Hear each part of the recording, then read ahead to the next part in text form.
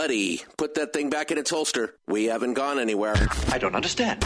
Check out the MichaelDukesShow.com for information on how to get access to the podcast. The Michael Dukes Show. I have 2 guns, one for each of you. Firearms Friday. As Thomas Jefferson stated, it is the right and duty of the people to be at all times armed. Say hello to my little friend. I say that the Second Amendment is, in order of importance, the First Amendment. The right to keep and bear arms is the one right that allows rights to exist at all. The Michael Dukes Show. The right to keep and bear arms shall not be infringed. Not be infringed. Firearms. From my cold, dead hands. Friday.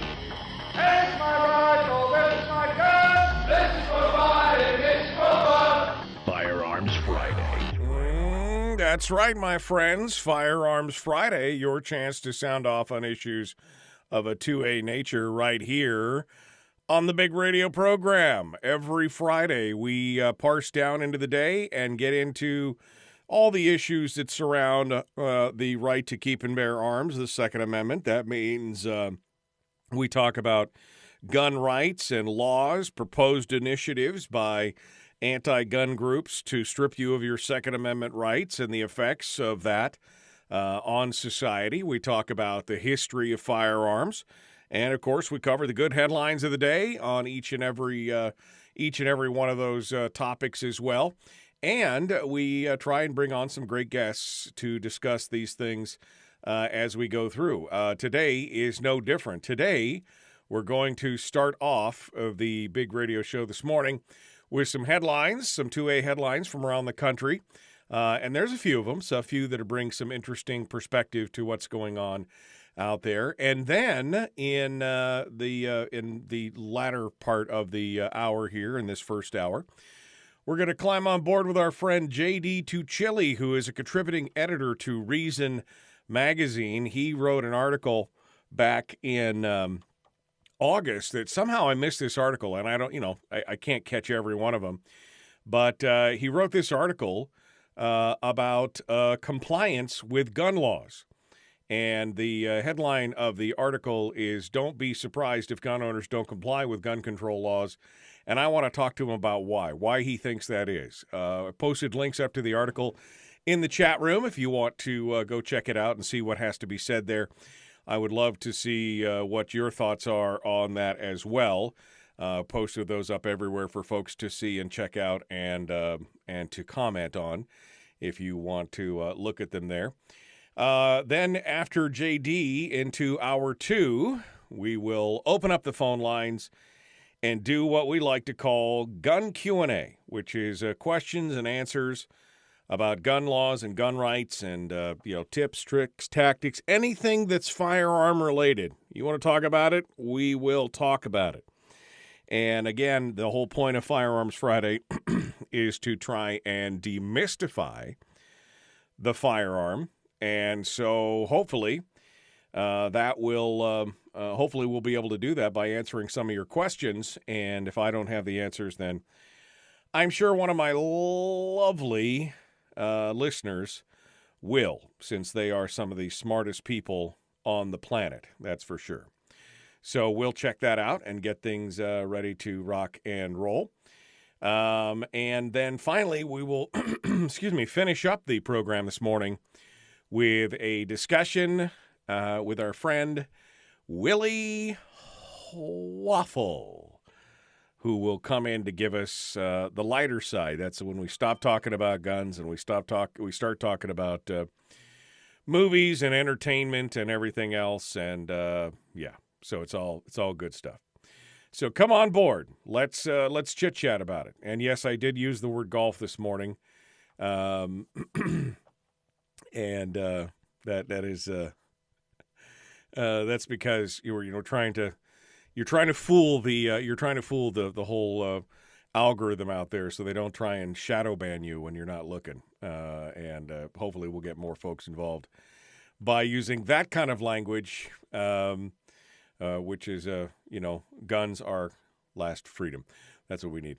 All right, so I guess we'll hit the headlines this morning. We've kind of talked a little bit about Firearms Friday. I mean, it is the one day a week we dedicate to the Second Amendment because, some people just don't want to talk about it during that's fine. But I figured we will. I figure we'll talk about it at least one day a week to get some good information out there, and we're doing our best to try and again to demystify and to fix some of the narrative that we continue to see in the mainstream media and everything else. So, I mean, which again is one of the reasons why we use the acronym GOLF a lot of times when we're talking about firearms, because they're fighting against us at every corner. Facebook definitely doesn't like the mention of firearms or guns in a lot of their stuff. You don't see a whole lot of gun posts anymore on Facebook because of that. And even YouTube has demonetized over the years here, the last few years, some of the major mainstream gun channels that were really doing nothing more than education. They weren't interested in much as advocacy as others, but they've demonetized a lot of those as well. And so we're always, we're always working our way that way. So it is what it is. And we're moving on. Don't forget, you can join us in the chat room this morning. The chat room is available, in a multitude of places. We've got Facebook, of course, which is probably the big one because it's simple and easy and most people have it. We've got them on YouTube, which a lot of our what do they call those? I lost the word. I'm getting old sometimes. I forget. I'm trying to exiles. The exiles from Facebook. A lot of time end up on YouTube. We got a bunch of folks in the YouTube chat room who have been apparently banned. They got kicked off Facebook or they're in Facebook jail or whatever.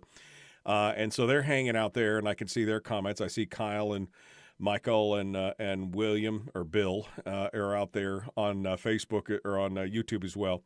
And, of course, you can pick us up on Twitch TV even. And, yeah, Sean's right. YouTube even demonetized hunting channels because how dare you use a firearm to fill your larder? Much more humane to take them to a slaughterhouse and kill them all there. All right. Anyway, that's where we're at. So we're going to start with headlines here before we jump into it with our friend JD Tuccille. Where are we going to start? Probably one of the highest profile gun issues or targets for the gun debate have been around the set of the movie Rust. Now, you'll remember this. This is where Alec Baldwin used a prop gun. I mean, it was a real gun, but supposed to have blanks and prop bullets in it and everything else. And during a rehearsal, he killed one of the photography directors and he injured one of the other, I think it was a producer or an executive director or something. Anyway, and of course it created quite a stir, but now that drama continues to unfold. I mean, you thought it was going to be the movie was creating the drama. No, it's what happened on the movie that's creating even more drama. Now there's a brand new lawsuit that makes some interesting allegations. This new lawsuit is been filed by Hannah Gutierrez Reed, who was the armorer and on the set. And according to some of the different stories are out there, Bearing Arms has it and The Guardian has it. She's now filed a lawsuit that says that Hannah Gutierrez Reed and the entire Rust movie crew relied on the defendant's misrepresentation that they provided only dummy ammunition. They're talking about the provider of the ammunition saying it wasn't their fault that the ammunition, wasn't the armorer's fault that the ammunition was live, that had said that the box of dummy rounds that they had been drawing from had live ammunition in it. And that's from the company PDQ Arms and Props against Seth Kenny and his company PDQ Arms and Props. And it alleges that the box is marked as inert dummy rounds actually included some live bullets. According to the lawsuit, Kenny, who had worked with Hannah Gutierrez Reed's fathers, that's Thel Reed, who is a very famous Hollywood armorer, around a month before the rush shoot began on a different movie set in Texas. Kenny had asked Reed to help train actors to shoot live rounds at a firing range off-set. It continues to allege that Kenny took live rounds from this training, some of which may have ended up on the set of Rust. Now, the new lawsuit details Hannah's actions on the set, handing the gun to Baldwin, saying, quote, Hannah remembered the chamber that she believed needed to be cleaned in Baldwin's gun, and she cleaned it, and then Hannah pulled another round from the dummy box, shook it, because dummy rounds actually are supposed to have a little BB inside of them. They look like bullets, right? They got the bullet on them and everything else, but they should have a little hole drill on the side, and they put like a little BB in them, so when you shake them, you could tell it's a dummy round. Took the dummy round from the box, shook it, and placed it in the chamber. To the best of Hannah's knowledge, the gun was now loaded with 6 dummy rounds. Now, maybe there's some substance to this, maybe not. It's also possible that Hannah is just trying to deflect any potential blame on her onto somebody else in the hopes that, that this will illustrate her sincerity. Or it could be exactly what she says it is. I mean, we just have no way of knowing at this point what finds out. What is interesting is that in other stories that have been coming around out there, we heard that it was the assistant director that handed the gun to Baldwin and declared that the gun was cold. And in this case, she's saying that she handed Baldwin the gun, not the assistant director. That could mean she maybe is making herself more culpable. She's making the assistant director less culpable. I don't even know. But it is interesting. She also claims in another piece that another piece that was placed or published in the Insider. She alleges on another suit filed on Wednesday that Alec Baldwin had skipped a firearms training session during the film's production, a training session that directly related to the cross-draw holster he was supposedly practicing when he fired the revolver. The lawsuit says that she asked Baldwin to schedule the training on October 15th, less than a week before the fatal shooting, but she never heard back from him. She says she was not inside the mock church when Baldwin shot the cinematographer because she believed that there was no gun-related rehearsing underway. The suit adds that she also knew the film set COVID protocols against a large number of people inside of an enclosed space. She said no one called her back to the church when Baldwin began rehearsing the scene, which involved a cross-draw, even though her presence was required for any gun-related filming or rehearsing. She did not see the weapons, the lawsuit says, nor did she have custody of it for approximately 15 minutes. Inside that 15-minute window, Baldwin began a practicing of a cross-draw in which he would grab the gun from his shoulder holster on the opposite hand and withdraw it. She had also directed Baldwin to point the firearm. Hutchins, the woman who was killed, also directed Baldwin to point the firearm in her direction during that window. The lawsuit says it adds that Hannah Gutierrez Reed, would have never permitted Baldwin to point the firearm at Hutchins had she been inside the church. Now, again, this is all he said, she said, right? And there could be duplicating or dueling lawsuits for a while on this. But I just find it fascinating to watch these people all kind of turned up. These are the same people that would have donated money to Gun Control USA or Everytown USA or whatever. But here they are in the middle of their own thing having to deal with it. I find it ironic and interesting to watch. Well, I had some other stories I'm going to get to, but we're going to have to wait till the top of the hour for that because we're already here. We're ready to go talk to JD Tuccille. We're going to go see what happens there. In just a moment, don't go anywhere. The Michael Dukes Show. Common sense, liberty-based, free-thinking radio. We'll return with more, and JD Tuccille from Reason Magazine. That is up next. Back with more right after this.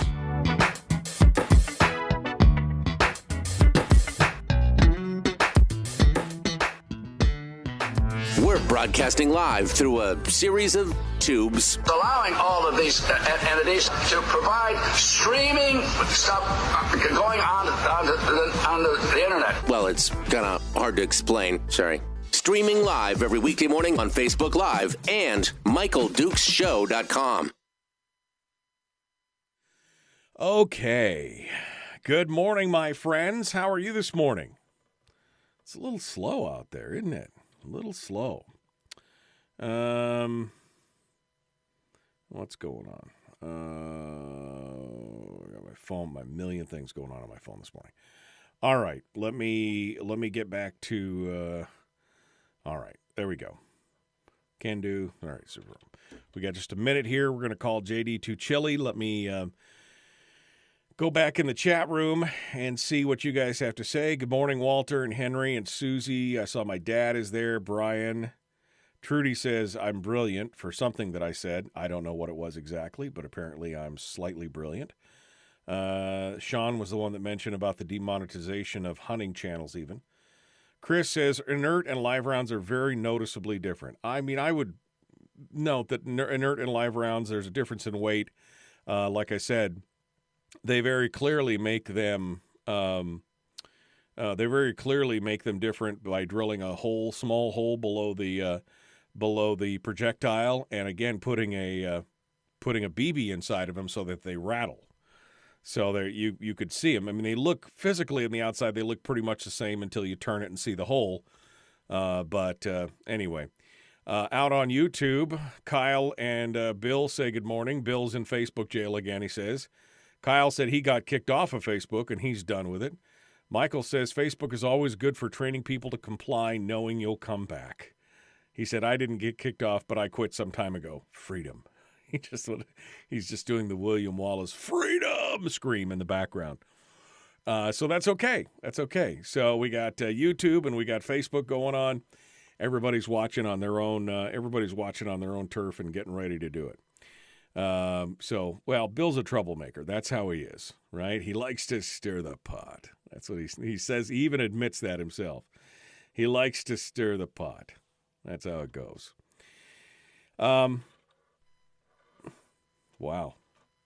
That's weird. I'm getting this really weird hum in my system, and I don't know where from. I thought it was my phone, and because it stopped for a minute, and now it's back. All right, well, we'll have to deal with it. Apparently, I don't know if you can hear it or not, but I can hear it, and it's bugging the hell out of me. But, oh, it is. Is it that? Time to get a new mixing board, I guess. Okay, well, we're 2 minutes out, so I guess we'll go over and reach out to JD Tuccille and get him on the phone and get ready to go here.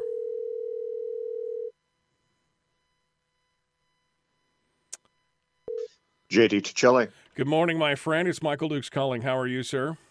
Doing well, and you? You know, it's a new year, new time, new year. We started off the New Year's with a bang. We had a hurricane winter storm here, ripped down buildings and did everything else up here. It got kind of crazy, but we're all good. I mean, I'm all good anyway. So I'm just ready for the new year. Yourself? Good holidays, ready to go? Absolutely. You know, it's 2022. As long as we're still standing, I think we should be pretty happy. I was making the joke that all those winds were just here to blow 2020 and 2021 out our rearview mirror. You know what I mean? We can hope. Just keep it going. Keep it going. Of course, we got some good news on the mandates and some other things, and I think that people are looking forward to getting back to normal. So I'm in that herd, and I'm hoping that it all works out that way. Yeah, I think we could all use a little bit of that. I'm with you on there. Yeah, absolutely.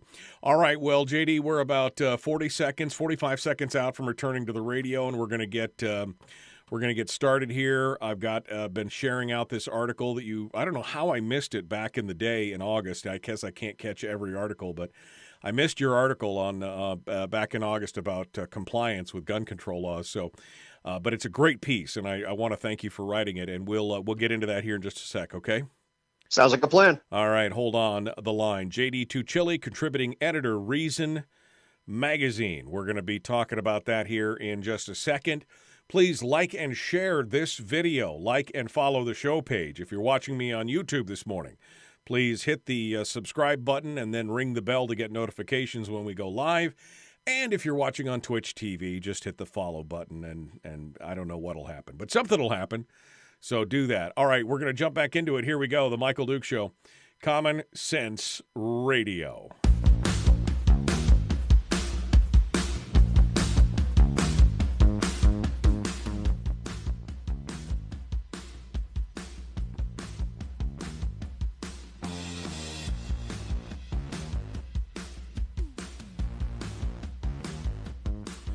All right, welcome back to the program. It is Friday, which means it's Firearms Friday, our chance to talk about issues of a Second Amendment nature. We cover guns and gun rights and gun laws and things that are happening across the country.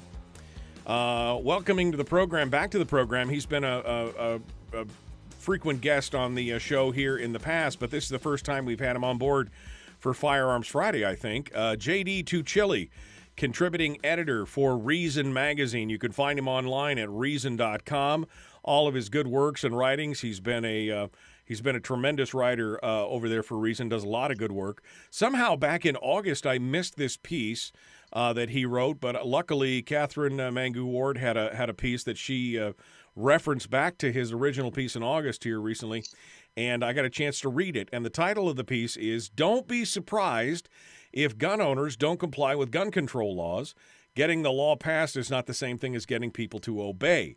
And this is a very, I think, well-written piece, and it kind of outlines that idea, that most American of ideas, JD, kind of the civil disobedience. Welcome to the program, and welcome to Firearms Friday.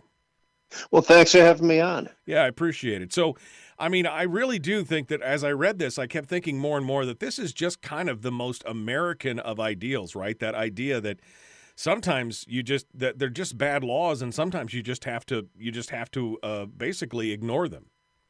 Oh, absolutely. And we have a history of this. I mean, it doesn't matter if a majority favors a restriction if the people to whom the restriction applies aren't going to obey it. And we've seen this happen time and again. I mean, think about prohibition. How many times have we talked about prohibition? There was no way you were going to get people who drank to obey, a constitutional amendment that tried to take the drink out of their hands. And the government spent years trying to do this. It was a fiasco, and all it did was empower organized crime. More recently, we've seen marijuana laws go the same way. I mean, the government spent years trying to eradicate marijuana. More and more people smoked it by the year anyway. And now we've got states legalizing it all over the place. They're just ignoring the fact that there's still a federal ban in place, right, which people forget. So it doesn't matter if there's support for a restriction if you cannot enforce it, if you can't get people to comply. Well, and there's a danger to that, too. There's a danger in creating laws that people are not going to comply with. It's the danger of creating what's called the Irish democracy, right? Where people they look at the law, they see the law, and they realize it's a bad law, so they ignore it. So the politicians pass more ineffective laws, and pretty soon people start to lose their faith in whatever governing organization it is because all they're doing is passing laws that we're ignoring anyway, so why do we need you? And it creates this uncertainty, and it could be a very dangerous situation. Oh, absolutely. First of all, it undermines respect for laws that are actually good. I mean, we want there to be laws against murder, against robbery, and we want there to be people who enforce that. But if you come to identify the law and the law enforcers with kind of restrictive and authoritarian laws, you can actually erode respect for the entire system. You also make the government just look weak. If it keeps on passing restrictions and the restrictions are being openly flouted, and we saw that during Prohibition. We saw that with drugs, and we're seeing it increasingly with guns. The government obviously just starts looking powerless. It erodes the image it has, which is largely an illusion, right, that it's a very powerful institution. That power is largely based on consent. In the absence of that consent, it's a bunch of buildings and a bunch of bureaucrats, not much else. Right, costing you a lot of money, basically, for Yep. doing it. Yeah, and so it does erode the faith in the institutions. And as you said, we do need a framework of laws, and if you start to ignore them, then you lose faith in all those other laws as well. And I think that's where the real problem lies. But you start off your article talking about how media outlets, they love to tout polls, right? They love to the Americans, so many Americans support this gun control law or that gun control law or more gun control laws or registration or this or that. And they're always throwing those things out there, but they get a little bit more complex and it doesn't really tell a lot of the true stories. That's exactly right. I mean, they'll say, 50, in particular, I quoted a Harris poll taken last March that said 57% of Americans support this variety of more restrictive gun laws. But if you broke it down, you found that the people who supported these restrictive gun laws were overwhelmingly non-gun owning Democrats. And the people who opposed more restrictive gun laws were Republicans who were much more inclined by about a 2-to-1 ratio to own firearms. So by and large, the people who support restrictive laws are not those who own guns. And those restrictive laws would apply to people who might not be inclined to comply with those laws. And in fact, when we look at compliance with things like background check laws, they've been imposed in Colorado, Delaware, and I think the third state was Washington State. Only in Delaware did they see any uptick when they started requiring that private sales of firearms pass through the background check system. Did they see any uptick in background checks? Researchers says there was no uptick at all in Colorado and Washington State, and they said that was most likely attributable to non-compliance. The same with registration laws. I mean, you can have a large support for registering so-called assault weapons, really military-style semi-automatic rifles. But when Connecticut imposed a registration law, they had 15% compliance. Right. New York, next door, imposed a similar law the next year. They had 5% compliance. Right. So there's a big difference between favoring imposing a new law and then getting anybody to obey it. Well, and I remember that there was an actual quote here a couple of years ago where one of the New York assemblymen was like asking, I mean, they had like somebody from the state police up on the stand about something, and they were talking about this non-compliance with their SAFE Act. And, something about why don't you go collect it? And essentially the trooper was like, sir, why don't you go collect it? Because, I mean, these people are armed and they don't want to comply. What do you think is going to happen if we try and go door to door and do this? Politicians just don't understand. They're insulated from that. They just want to score points. And again, people are not going to comply in that. 5% in a state like New York, who you'd expect would be all about that. But part of that, I think, comes from the fact that we're looking at the demographic of gun owners. And over the last 24 months, 36 months, I mean, especially in the last 18 months, we've seen a pretty radical shift in the demographic of gun owners. Oh, absolutely. I mean, we've seen a lot of social unrest. We saw a lot of loss of trust in institutions, and we saw increased political polarization in this country. People lost faith in the idea that the institutions were going to protect them, and they started looking more and more, people who had never owned a firearm in the past, looking more and more to their own resources for self-defense. And so gun sales have been through the roof. Ammunition sales have been through the roof. I mean, if you would like to going shooting or hunting, trying to buy ammunition these days is not easy. It's still hard to find a lot of calibers. And that is because there's such high demand. People have been buying firearms, and it's not the traditional people you think of, rural white conservatives necessarily. It's all sorts of people, all walks of life. The biggest surge has been among African Americans. You've had a lot of women purchasing firearms, a big uptick in the ratio of women who now own firearms. You've got a lot of young people under 30 going out and purchasing firearms. And this is changing the demographics because people who own something like a gun tend not to then want to have that thing taken away from them. Right. If you have lost faith in the institution to protect you, and you now think you've got to protect yourself, you're not really going to be among the ranks of those who now want to impose more restrictions on the ability to engage in self-defense. So all these dynamics, these politics are changing. So when you say that, when you have this generic poll saying 57% of people favor more restrictions, what you're really looking at is actually declining support. That's not rising. And you have more and more people in the ranks of those who really are not going to be inclined to comply in the future. And I think the most interesting point that you're making here is that you have those that are in support are those who won't be affected. Those that are against are the ones that would be affected. And we've seen that even in previous polls. where they'd show even Republicans want an assault weapons ban. Even Republicans want to do this and do that. But support for that has been plummeting as well over the last few years, down to 37% or something today. And so, again, you come back to that. Well, a majority of people in these metropolitan areas who tend and trend to be more Democratic or progressive than conservative, they're the ones that seem to be saying, oh, yeah, sure, I'll mark the ballot for that. That sounds great. But it comes back to kind of that mobocracy thing all over again, where they're trying to basically take away a fundamental right from people who are they're not exercising it, but they want to take it away from the people who are exercising it. Oh, absolutely. And it's like taking a poll in 1918 and saying, hey, teetotalers overwhelmingly favor banning alcohol. Well, so what? They weren't going to drink it anyway. Right.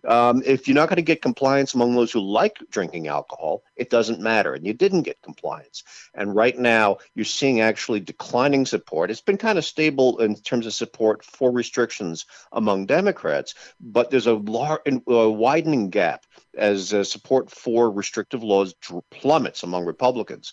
There's also another group. I didn't reference this poll in that article, but a month later, another poll came out from ABC Washington Post that showed that support for more restrictive gun laws among those under 30 had dropped by 20 points, from 65% to 45%. Wow. Well, that is an indication of where the future is. Right. You're seeing that the up-and-coming generation is less inclined to support restrictive laws. So these gaps are widening. Those who own firearms are becoming less and less inclined to obey these laws. Those who support these restrictive laws are those who, by and large, don't own firearms. The law wouldn't apply to them. It's kind of irrelevant what they support, except in terms of putting a black letter law on paper that is not going to be obeyed. Right. And the future looks more and more like it's moving away from support for these restrictive laws. Do you think some of that has to do, again, with the kind of the loss of faith in government, the institutions as a whole? I mean, we've seen that we were talking earlier about the whole Irish democracy thing, but even setting that aside, just overall faith in government is on the decline. I mean, it's eroding, and especially millennials and younger are feeling much more pessimistic about the future of what's going on and what government's doing. And do you think that that's one of the reasons why they're saying, no, we think we need to protect these rights? Oh, I think that's a huge part of it. The faith in government, trust in government has been declining for years, and it's almost across the board. There's a poll recently that said that pretty much the only named figure in government who holds majority support across the political divide is John Roberts, the Chief Justice of the Supreme Court. Everyone else is underwater in terms of approval. People simply don't have any trust in the institutions. They've lost faith. They've seen the institutions fail or even actively turn against them.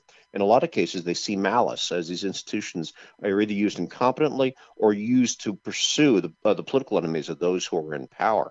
So why would you put yourself at the mercy of these institutions? Why would you trust in them if you think they're either not up to the job or may actively be hostile to you? So I don't, and you're seeing actually even the military, which for a long time enjoyed overwhelming support among Republicans, support for military officers has dropped by 10 points among the GOP, and it's always was lower among Democrats. So this loss of trust in institutions, I think, is a big part of people looking to their own resources, and part of that is self-defense and simply not wanting to put themselves at the mercy of the state.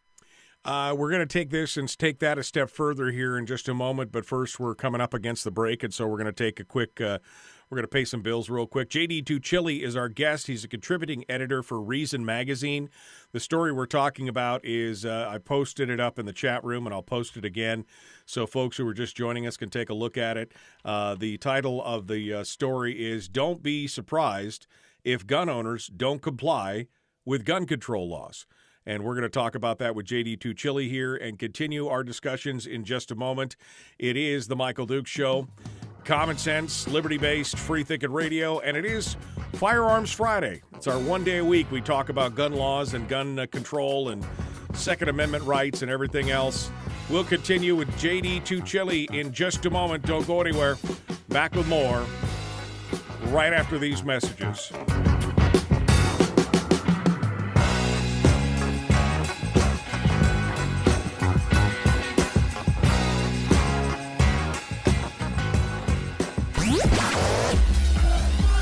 Our light, our guide, and our trusted friend. Michael Duke Show.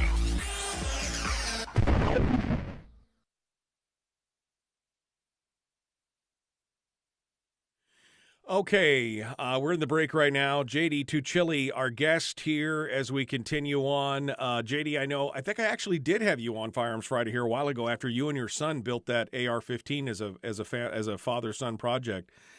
Yes, we did talk about that. That was a lot of fun. Yeah, that was a lot of fun. And now we're seeing things. I just saw now that Cody Wilson is, the federal government is talking about, the ATF is talking about outlawing or even components or just making metal parts, assigning basically firearms designation to a variety of metal parts so that nobody can build their own gun anymore and everything else. And I see Cody has one-upped them by making his Ghost Gunner CNC mill basically be able to make parts out of nothing, or, make parts out of just a brick of aluminum or whatever. I just think they keep pushing the boundaries on this. And, of course, especially through the executive, not doing congressional authority, but instead just doing it through regulation and caveat and rule. I don't think that that's going to end well for them. What do you think? No, I mean, they're going to embarrass themselves. Well, first of all, it's dangerous. Let's say this right here is when you rule by executive decree, when you start becoming contemptuous of the process because it blocks you. You got people talking about packing the Supreme Court and bypassing Congress. That doesn't go any place that's good for a political system because you're really talking about just creating an autocracy. But they're also going to embarrass themselves. I mean, restrictive systems, prohibitions, restrictions always breed resistance. They always do. And it doesn't matter what area of life you implement those in. Cody Wilson, I'll tell you, I spoke with Cody Wilson about those new ATF rules back in the spring, and he had told me then that the Ghost Gunner had always been designed with the idea that it would be able to work with a raw block of aluminum. They just hadn't put the software out there yet because they didn't want to signal to the feds. I mean, it's not like you have to guess where the feds want to go. So if Defense Distributed anticipated that the feds were going to be moving towards getting rid of 80% receivers, which is what this applied to, so do the rest of the world. And that's why you have things like 3D printers and other CNC machines and other hobbyists out there who are ready and know how to make firearms, even without using these kits that have been right. Convenient. They're very nice, but they're not something on which you rely, which you need in order to make your own firearm. And we're seeing what's happening with some of these executive decisions. I mean, just most recently, of course, the vaccine mandate. We saw it was just struck down by the Supreme Court, and the court basically said, look, these are powers that are reserved to not just the states, but to Congress, and you're basically bypassing. You cannot use executive power as an everyday occurrence in federal oversight. That's not how it works. And of course, I don't think any of these politicians learn from history and understand that Americans, we're like the most stubborn people in the world. You try and push us in a certain direction, and we will rebel. I mean, that's just, as you keep going back to prohibition, but that's a prime example of it. I mean, that you want to talk about black markets, you want to talk about the empowerment of criminal organizations like the mafia, you want to create new organizations and create a new black market and turn millions of law-abiding Americans into outlaws. That's how you'll do it. Oh, absolutely. And prohibition is such an obvious example. And then we've got a bunch of others in history, too, that I can't think that all these politicians are that stupid. I don't think their game is to achieve the prohibitions and restrictions they're talking about. I think their game is simply to gin up their base of support, get them angry, and get them willing to hand over more and more power as time goes on. Not with the idea that they're ever going to achieve this goal of banning guns or banning alcohol or banning drugs, but just with the idea of getting that power in their hands, which makes them more important, allows them to enrich themselves, makes them feel like they're, kind of masters of the universe. Right. Or like they're doing something, right? That was the always thing. You have to do something. Well, we'll just do something. It may be meaningless, but at least we can say we did something. Of course, nobody ever thinks about the unintended consequences of the something. That's usually part of the problem. Oh, absolutely. Well, the politicians are wealthy and powerful. They live in gated communities. I'm not sure they care that much about what they do to the society around them. That's a big dollop of truth right there. I think 100% on that for sure. I think they don't really care when it's all said and done. But that also takes me back to the whole demographic is changing. If they're trying to bolster their base or motivate their base, that base is changing, and I think that spells bigger issues. It does. It does. The dynamics that we've seen in politics over the years are shifting. It's not if you don't have a partisan issue, so you can beat up on the Republicans by banning guns because all of a sudden a lot of Democrats own them. It's not that easy an issue to play anymore. Yeah, no, and I think it's going to. I think it's getting even worse. And I want to talk about that for just a second before we get back into the article. This idea of, and here's just the tease for you: the idea that the same people who are out there screaming defund the police are also the same people who are saying, well, we really need gun control, only the police should have guns. And I find that dichotomy so fascinating that you've got people on the same side of this, and all of a sudden, I can't remember who it was. He's a pretty prominent Twitter guy, and when the riots were happening, he actually tweeted out, I just called the police department because there was stuff going on outside, and they said, sir, you're on your own. I don't know what to do, kind of thing. I mean, it really shocks me that the same group of people can hold these two completely opposing ideas in their heads. But we'll get back to that here in just a hot second. JD Tuccille, our guest, contributing editor for Reason. Let's get back into it. The Michael Dukes Show, Common Sense Radio.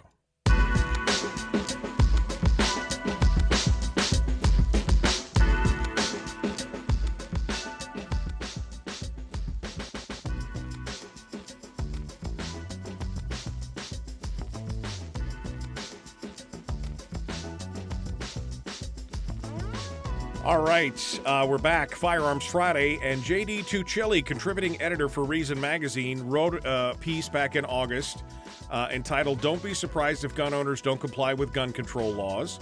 And he outlines why, and he outlines, positions in history, and it's a very well-written article. Before we get back into it, I was just talking with him about some of the changes and politicians making these moves, and again trying to gin up support for their base. But the problem is that there's a whole slice of people out there, JD, who on the one side of their mouth will scream, defund the police, defund the police. The police are bad, defund them. And then the other side of their mouth, when it comes to gun control, they're like, oh, you shouldn't have a gun. Only the police should have guns. They're the only ones that can be trusted to protect, and you don't need one. And I find the fact that they can hold both of those thoughts in their mind at the same time to be, well, I mean, troubling, I guess, to say the least. Maybe calls into account somebody's mental health when they're able to hold both of those ideas in their mind at the same time. Oh, absolutely. But there's a frustrating element here, which is that there's two sets of people who are calling for changes in policing law enforcement. And one of them was legitimate reformers. They really wanted criminal justice reform. They basically wanted the cops not to have tanks and to treat people with respect. And they didn't go so far as saying, okay, let's defund the police, because that's not what they were really there for. Right. They were there to make police members of the community. But then you had others who really weren't about defunding the police. They're about defunding the police for certain applications. They're all about law enforcement and control, but in their pet areas. They just didn't want it applied to their constituents or in areas where they thought law should not be enforced. So they were piggybacking on the actual reform movement. And unfortunately, they may have discredited the real efforts at reform, which are to demilitarize police and get rid of qualified immunity, so that there's some just accountability, but still have law enforcement in a restrained and civil capacity. But those who want to defang police just in areas that are of interest to them to not see the police active, very often they're the ones who want active and heavy-handed law enforcement in just to apply the laws that they like. Right, exactly. And I think that's what it comes down to in their own. And we've seen the same thing, quite honestly, we've seen the same thing on the left and the right. The left does that kind of stuff. And on the right, Republicans are like all about protecting everybody and keeping the government small until it's something that they want. And then they're like, no, we need to make sure that the government does this and locks people in because that's the right thing to do, instead of just, letting government get out of people's lives. Oh, absolutely. Yeah. I mean, Republicans do this when, they talk about the blue line and support for law enforcement. But then those are the same cops that California sends out knocking on doors to confiscate firearms. I mean, if you're going to have a heavy-handed state, you're going to have a heavy-handed state in the hands of whoever wins the next election. And it may not be you. Right. And again, that goes back to what we were talking about earlier, where you're saying it was almost creating an autocracy with the amount of executive authority that's being thrown around. And it even comes back to the discussion on killing the filibuster. Be careful what you wish for.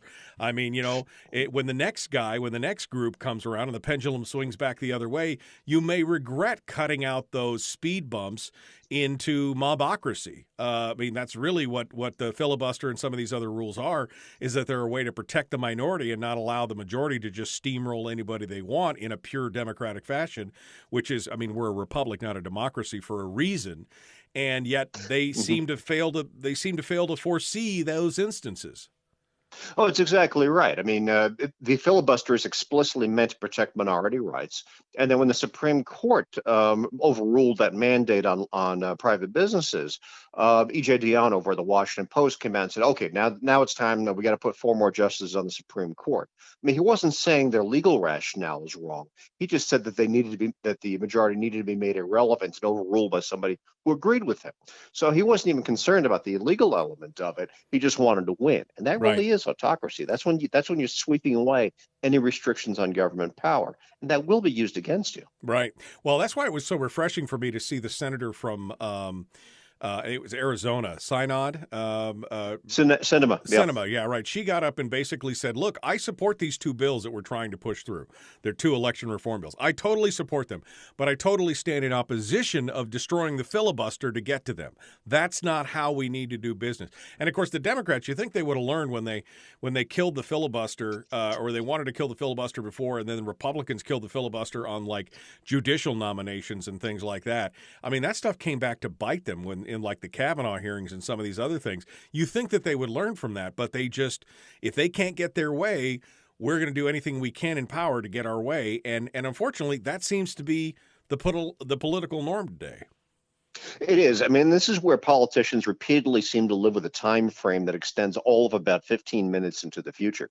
I mean, the elections do occur. Majorities change and become minorities, and all of those special powers you put in place for your use now will be used by somebody else in the future. But they never seem to anticipate this. They'll talk up a storm about some reform, in quotes, that they like, and then they'll complain about exactly, if they get their way. When it's in the hands of the other side, they're complaining about its use and screaming that it's the end of democracy. Well, Who put it in place? Who did that? Exactly. Well, let's come back to the article now, because I think you summated it fairly well, really well, when we come back to the idea of, look, gun control as a whole piece, holistically, is really the popularity of it is on the decline, because obviously Republicans, conservatives, and gun owners were never for it to begin with. And now we have a whole new demographic slice that's kind of in the middle, or minorities, or people who have lost faith in the police institutions. They've become gun owners. And so I think we're going to see a continual decline for support for these kind of gun control measures. What does that spell for Democrats in the future? Are they going to keep trying to ride this train? Are they going to see they're going to read the room and see the handwriting on the wall? What do you think? This is a losing proposition. You're no longer seeing the same kind of stark partisan divide on who owns guns and who doesn't. You're seeing Democrats, young people, and especially African Americans purchasing firearms. And given that African Americans in particular are especially urban based, and those are the areas where these laws are most likely to be enforced. Because remember, the federal government cannot make states and localities enforce its laws. The U.S. System does not allow for that.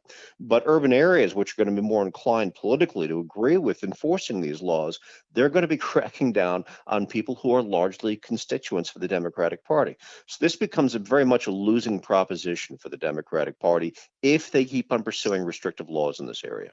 Even Everytown for USA has been backing off on some of the more controversial fights. Gavin Newsom was attempting to mimic the SB 8 in Texas and utilize that same kind of law in California as a way to basically take gun manufacturers and everybody else to task. And they were quiet on that. They were quiet on the new bill in San Francisco about creating civil liabilities for gun manufacturers and dealers. That's their safe space. California should be their safe space, but even people like Everytown they're remaining quiet. And part of the speculation is because maybe their contributions has gone down because gun control is becoming a losing proposition. It is becoming a losing proposition, and some of these laws are incredibly dangerous. That SB 8 in Texas was a bad idea precisely because it could then be turned around and weaponized by somebody on another issue, in this case, guns. So we go from abortion on one side to gun control on the other. But then it becomes kind of this weapon of mass destruction using the courts against companies and on any issue that somebody has a concern about. That really can be turned against all and becomes yet one more way to fracture our society. Right. So that's maybe they're smart enough to recognize how dangerous that is. It's not just something that can be passed and then ignored. It's something that's going to cause actual damage. Right. Well, Firearms Policy Coalition actually filed an amicus on the SB 8 when it was being heard in court and said, look, I mean, they not that they're opposed to stopping abortion, but that this was a slippery slope to, they could see it, that it was going to be used for firearms. And that is a real that's a real danger there, and I think we could have a whole show just based on that in and of itself. But before we go down to the last 3 minutes here, we were talking during the break about technology, and I think that some of these gun control laws may become moot because the technology is advancing so fast, and now we have 3D printed guns, not just on like filament and resin prints, but now we've got, of course, the CNC machines. And as they try to use bureaucracy and administrative orders to change laws like they're doing with the ATF and the gun component thing, technology is outstripping it. You know, Ghost Gunner plus all these other things that are out there. People are going to be able to CNC mill and create things in their own home that the government will have no idea about. I think that they make the laws moot at that point. Oh, absolutely so. And these laws encourage people to do that, more and more DIY stuff. Specifically, the Ghost Gunner, which was marketed originally as a CNC machine for turning 80% receivers into finished AR-15 receivers and Glock receivers. Well, it turns out it was designed from the beginning to handle raw blocks of aluminum and polymer. And now they've released the software to do that. So it's already ahead of the revised ATF rules. And having myself with my son built an AR-15 from an 80% receiver, it's not that hard if you're somewhat familiar with tools and comfortable with tools. So as you progress the technology, we've got these excellent home workshop tools now. The idea that the government can ban the possession of these mechanical devices is ludicrous. Technology is as far ahead of gun control as home brewing was ahead of prohibition in the 1920s. Right, exactly. It's just a moot issue. Yeah, and I think it's going to become more and more, and as the technology continues to increase, this will become, we'll look back on this and go, wow, that was a ridiculous thing to try and do, but it is what it is. JD Tuccille, our guest, contributing editor for Reason Magazine.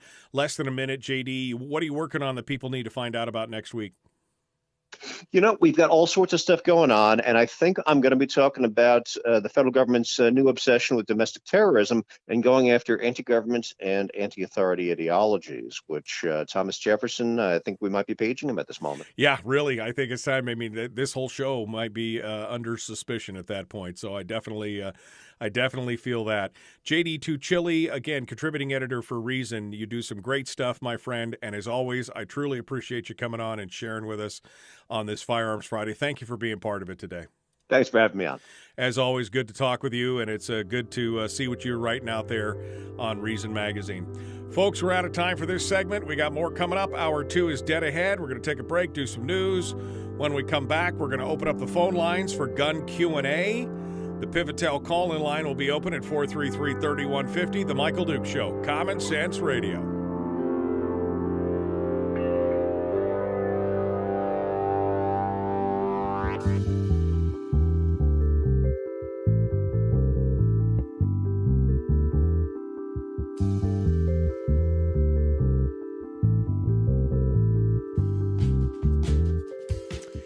Okay.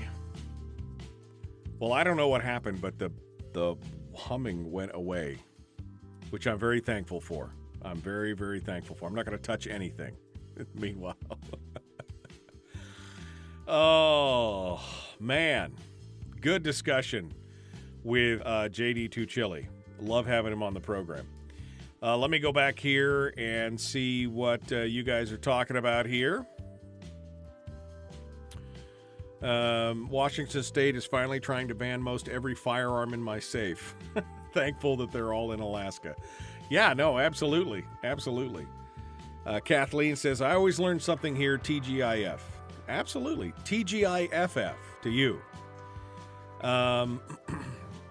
Sean says, if they play the long game, keep making ammo more expensive, projecting the stigma of gun equals bad, eventually there won't be a gun culture strong enough to hold the line anymore. Luckily, 2020, 2021 has been a boon for the gun culture. And I agree. And I think that, again, we can't ever stop. We can't ever stop being vigilant. We can't ever take our eyes off the ball. We can't stop pushing back. But I think 2020 and 2021 signaled kind of a fundamental shift. We'd already seen that starting in about 2015, 2016, the demographics for gun owners were changing. There were a lot more women who were buying guns for personal protection and doing it for themselves, a lot more minorities that were starting to do it. And 2020 and 2021 just accelerated that trend with the uncertainty, the unrest, the riots, the pandemic, the defund the police movement and everything else. A lot more people suddenly became very interested in protecting themselves instead of waiting for the police to show up or whatever. And so they became gun owners all of a sudden. And that's a whole new ball of wax right there. So while I agree that, there is always a danger of making sure that we don't take our eye off the ball, I think it's starting to move. The pendulum's starting to move back in this direction. Henry said, I came from Minneapolis and the flood of new gun owners was insane. I agree. On YouTube, Gordon says, in response to my discussion on why the gun control groups were not vocally supporting some of these new laws like in California, he said they're quiet because they're just waiting for a more opportune time when conservatives relax. Maybe, but I think it has more to do with the fact that they're seeing that gun control is on the decline. Probably their coffers are not as full as they were because when they can really tout from the rooftops what they're doing, they can make a lot of money. And sometimes you can't get knee deep in it if you can't afford to get knee deep in it, if you know what I mean. And so I don't think they're just waiting. I think that this is the wax and wane, and I think the pendulum is swinging back this way for sure. So definitely an interesting thing to watch, and we'll see what's going on for there. We're going to talk about that. Michael or Chris just asked if I had gotten the scoop on the shooting yesterday in North Pole. We're going to talk about that a little bit. And we're also going to talk about some of the other stories that are going on around the country. We will, in fact, I'll just touch base on this whole Everytown for Gun Safety USA backing off of that. We'll start there, and we'll open up the phone lines at the top of the hour here as well. So what are you guys doing for the weekend? Anybody? Anybody? I think I'm going to be watching some TV and taking down the last of the Christmas decorations. And I mean, we're 10, 20 days after Christmas now. I think we can officially take down the Christmas decorations, the last of them, get them all put away, and get ready for what 2022 has to offer. We're also playing a little D&D this weekend. That's right. The kids are already asking about it. You know you're doing something right when your kids go, are we doing it this weekend? Are we going to play this weekend? Yes, we are. We're going to. It's our fun time around the old dining room table for 4 or 5 hours as we dive into the mystical world of what I paint in their minds. It'll be fantastic. I can't ready. Brian says he's taking his Christmas decorations down this weekend as well, doing the birthday thing for daughter number 2. Well, tell her happy birthday for us, will you? Mike L. says in YouTube, said he took his down yesterday. You know, it's always funny because you always try and get them up. You know, my wife always wants to try and get them up as close after Thanksgiving as possible so we can enjoy them. But sometimes, I mean, I remember a few times when those decorations were hanging out coming up onto the 1st of February, and you're like, ooh, man. Gordon says his family plays was it Catan, which is what, Settlers of Catan? I've never actually played that, but I understand that it is a lot of fun. A lot of fun. So whatever it is that gets you to sit down with your kids and get them to turn the internet and the YouTube off and hang out together and be part of something together, whatever it is, that's fantastic. D&D for me is one of the biggies. I love playing Dungeons and Dragons. We get everybody together, and my son, my eldest son, is now playing a satyr bard with an IQ of a rutabaga. I mean, this guy he's playing this character just perfectly. And it's so much fun to just watch him jump into situations and do stuff like that. Absolutely crazy. Anyway, that's the weekend. Here we go. We're jumping back into it. Hour 2, The Michael Dukes Show.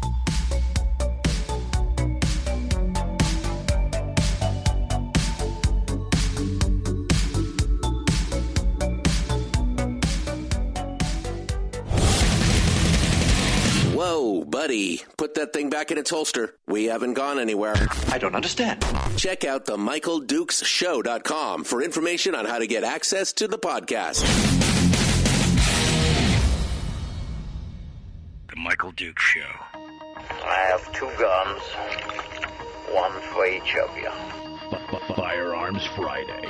As Thomas Jefferson stated, it is the right and duty of the people to be at all times armed. Say hello to my little friend. I say that the Second Amendment is, in order of importance, the First Amendment. The right to keep and bear arms is the one right that allows rights to exist at all. The Michael Dukes Show. The right to keep and bear arms shall not be infringed. Not be infringed.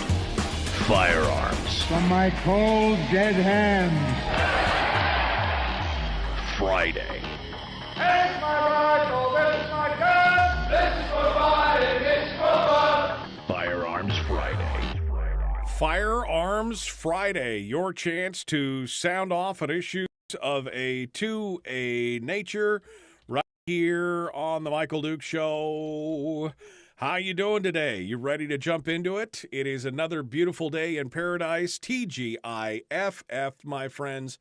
Thank goodness it is Firearms Friday, the one day a week where we get a chance to talk about issues of a Second Amendment nature and gun laws and gun rights and everything else. We just finished up with JD Tuccille from Reason Magazine on his recent article entitled, "Don't Be Surprised If Gun Owners Don't Comply with Gun Control Laws." A great piece from him. If you haven't had a chance to see it yet, I recommend that you go out and read it. I've got posts up in the chat room, and you can go out there and check it out. It is you can do it on Facebook. You can also listen to it on the podcast, which is available every day, by the way, wherever you find good podcasts: Apple Podcast, iTunes, Google Play, Castbox, Stitcher, and of course my favorite, the easiest one in my opinion, Spotify. So anyway, go out there and listen to it and hear what's going on. If you missed it, that's the great way to go. All right, phone lines. Let's crack open the phone lines for gun Q&A, shall we? The Pivotel call-in line is now open at 433-3150, 433-3150. If you would like to sound off and be part of it today, powered by our friends over there at Pivotel and Satellite West, we want to say thank you to them for sponsoring the program as always. And we'd love to hear what you have to say. Feel free to give us a ring today. There is no such thing as a dumb gun question. So if you'd like to come in and join us, and discuss anything that's firearms related, we'd love to hear from you. Somebody in the chat room earlier asked me if I had heard about SIG's bid. Apparently, Sig Sauer is now creating they're making a run at the new light infantry rifle for the Army. Apparently, there's been procurement request or an RFP for a new light infantry rifle for the military. And SIG is making taking a shot at that, apparently with a proprietary 277 caliber, which I'd never even heard of. Now, I mean, I got questions. I got many, many questions as to why a change in caliber. Simply, I mean, is SIG doing it simply because it's a stopping power issue? Is it something proprietary? But when you talk about replacing all the gear and you've got the interchangeability of 223 as a caliber for all these things, I don't know why you would go to a completely different caliber. I'm sure that there's a lot of eggheads up there that are jumping into it. 277 Fury apparently is the designation of the caliber, but I don't know why you would change outside of the NATO calibers that are being used right now. I mean, to me, it would make sense to make a new rifle in 223 or 308, one of the two. But we'll have to see. We'll have to see what's going on. So that's one of the comments here in the chat room today on Gun Q&A. I had not seen it, and I have not seen the details of it. I'll have to go take a look at it and find out what's going on. Building your own AR is super popular, and it's getting easier and easier. JD Tuccille just mentioned in the last hour that the Defense Distributed is now released a new software patch for their Ghost Gunner, for their new Ghost Gunner CNC machinery. The Ghost Gunner is a CNC desktop machine that in the past would allow you to take an 80% receiver for an AR-15 or for a Glock, and it would mill down the excess metal on this 80% receiver and finish it for you. Well, the whole time they had the thing programmed and ready to go to be able to take just aluminum bar stock and create a receiver out of just a blank stock of aluminum, which they just released this week in light of the fact that the ATF is expected to adopt a new rule in the coming week, which would basically require that any 80% receiver be registered as a legal firearm and have to be serialized and everything else before you could buy it, instead of today where you can buy an 80% receiver and you can just make it at home on your own. It takes tools, it takes time, it takes a little effort, takes a little skill. But since the ATF is changing things around, Defense Distributed released their latest patch that basically uploads new firmware to your CNC machine that allows it to not only cut 80% receivers, but to cut it out of stock aluminum as well, which, dang, I love those guys. I love those guys. So that's one of the other stories that's on the horizon, and we'll talk a little bit about this Everytown for gun safety, and they're backing off on that. We'll talk about that. We'll talk about the shooting that happened in North Pole yesterday. We can talk about that as well, but let's go to the phones first and see what's happening with you. 433-3150, the Pivotel call-in line. Good morning. Who's this? Where are you calling from? Hi, Mike. Just from Homer, listening to you this morning about the change in the guns in the military. Yeah, good morning. The only thing I could think of is they probably did a study. I mean, their ammo's not going to match everybody else's, so nobody can use our guns once their ammo's gone. Stuff like that. They do a lot of research on that stuff, and God knows what in this new caliber, I don't know what it does, like you. So it is kind of a different thing, and it might have a lot to do with politics and somebody getting real rich on making guns. And there's your Democrats saying we'll take everybody else's guns, but we're going to make money on guns. That's kind of where some of that stuff goes to. And I would stick to that more than I would just because it's a better safety issue or a better gun. It's crazy, So the regime, I want to say, that's in there today, hard to say what they're doing. And they've done some crazy things, and that's what we can expect from them. So, hopefully this fall will change a lot of that so that doesn't get done like that. So it's just a weird system. That's all I can say. And but So I'm very thankful that I live in Homer, Alaska, where everything's pretty well normal. I haven't seen a person with a mask on, and I don't know when. A few I do. I see them driving with their mask still. So they're masked people, and good for them. That's good. I'm glad they do that. Right. But we're just free down here, and I saw a thing in San Francisco where one of the mob people, or I call them mob, or those people that are crashing stuff up, they said, "You come down here, we'll just shoot you." I don't know if that was a threat to everybody coming to San Francisco, because I got a buddy down there that wants me to come down there and work, and I said that would be the last place on this planet that I would go to. I said, why would I leave here with everything I got here to come down there just for money? No, okay. And it's a scary place down there. So I wouldn't even want to fly right now, because you might not get where you're going. And, there's just too much going on. So I just thank God every day for living on the peninsula, and the smart-minded people here that all have guns and know what they're for, and you don't have to have those discussions daily here with them. It's a great place to be. So I just want to thank everybody and anybody that lives down here for that, and it's a great place to be. That's all I can say. Yeah, well, it's again, there's a reason why it's my adopted hometown. I love it down there, and hopefully one of these days we'll be broadcasting live down there on a more frequent basis. So I agree with you, Jeff. It's a good place to be. So. Yep. All right. No doubt about it. Thanks for calling in. We appreciate you calling in, Jeff. Thanks for being part of the program this morning.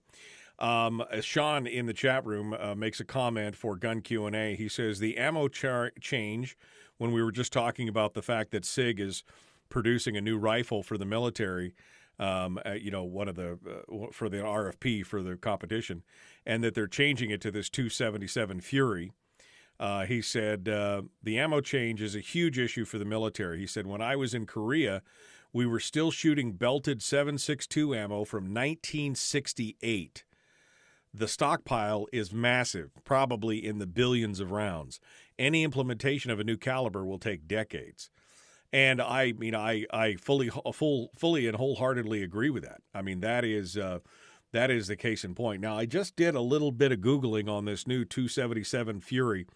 277 Fury, or 6.8 by 51 millimeter, designated as 277 SIG Fury, is a centerfire cartridge. It's a bottleneck rifle cartridge that utilizes a hybrid 3-piece cartridge case that has a steel case head, a brass body, and a locking washer that mechanically connects the two to support chamber pressures of 80,000 pounds.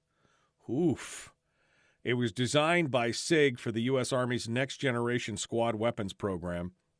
It was also announced for non-military usage along with a Sig Sauer Cross, a bolt-action magazine-fed rifle in 2019. In 2020, it was accepted by the Sporting Arms and Ammunition Manufacturers Institute as a new cartridge and chambering. And this cartridge is wild. Again, it has a metal case at a metal base with a locking washer that pins the brass case and the metal base together to create that 80,000 pounds of pressure. That is pretty darn impressive. Pretty darn impressive. It's got 6 to 9 foot less drop at 1,000 yards than a standard cased round of the same variety. 6 to 9 foot less drop at 1,000 yards. That's freaking huge. And 20 to 25% greater energy versus, this is against Creedmoor. So it's 6.8 Creedmoor versus this. I mean, that 6.5 is it 6.5 Creedmoor? 6.5 Creedmoor. That is crazy. I mean, oof.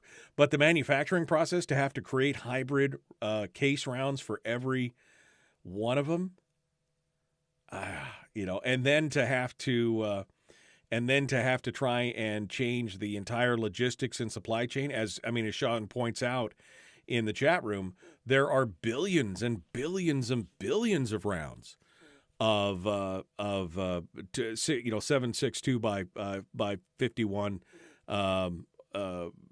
cartridges out there. the 308, NATO 308.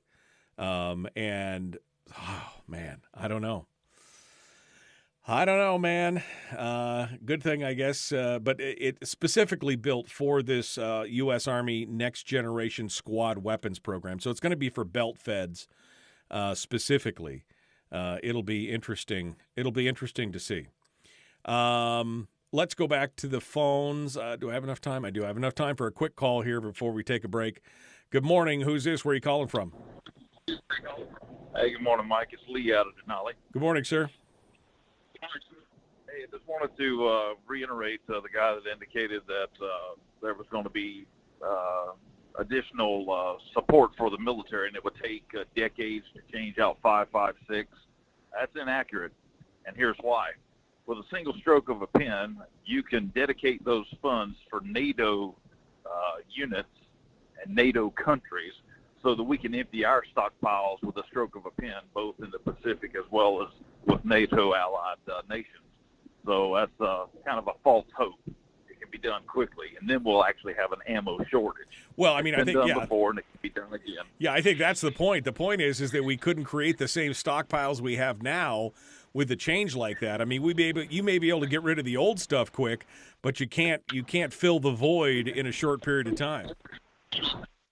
There you go. And that being said, you got to ask yourself why SIG is the premier purveyor of this particular round and this particular type of weapon system. And you could say it's open competition, but when you have a foreign governmental supported agency such as SIG, because if you go back and track them down to Germany, you will find out that they get a lot of subsidies from our friends in Germany so that they can be a premier arms manufacturer for the world. And I find that to be funny in our open competition system with the Army and the DOD in general, that a foreign power basically has the keys to the castle for manufacturing weapons. And the bull crap about SIG America, that's just another excuse for us to spend billions, and it will be billions, not only on ammo, but also on the squad weapon system, just like they did with the Squad Assault Weapon 249 series. And you go back and look at history when it comes to chamber pressures, when essentially you're doubling the chamber pressures and you're not really changing the manufacturing process. And right now, nothing indicates it has been changed. There's only going to be problems for our people in the field, and nobody's crying about that. And you got to ask yourself, DARPA, our weapons development and research agency of the Army, you got to ask yourself, where is the statistical data that says this is the new end-all, be-all? Right. And right now, if you go and hunt for it, you can't find it. Right. Well, it's a good. Those are all valid points, my friend. I could not agree more. Sometimes if it ain't broke, don't fix it. And again, going to other countries to look for your arms, always putting yourself in a precarious position. I couldn't agree more, Lee. Thank you for coming on board and joining us. My question is, you got this complicated 3-piece ammo. How much are you going to be able to produce in the same amount of time? That's going to be an interesting thing. All right, we're out of time. We got to go. The Michael Dukes Show. Common sense, liberty-based, free thinking radio.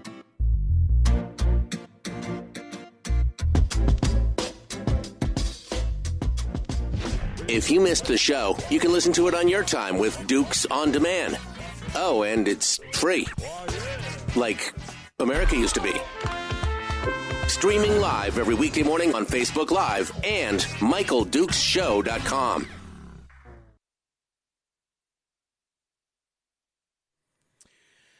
Yeah, I mean, they're going to have to design a gun around this cartridge because, I mean, like you said, you're doubling the chamber pressure.